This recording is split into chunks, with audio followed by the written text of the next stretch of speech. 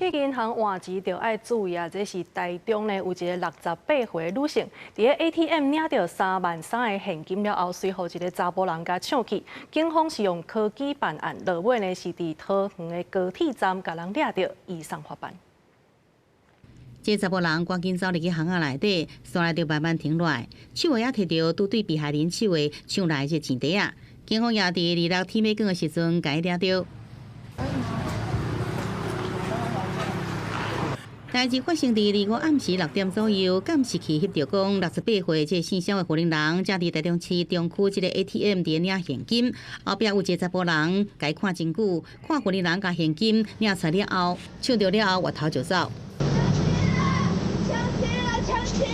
一个阿送领钱领的，几后壁甲抢走，就是男的带着押车吗？警方也组成专案小组，并且调看这个周边的监视器，锁定这个姓詹的查甫人的身份。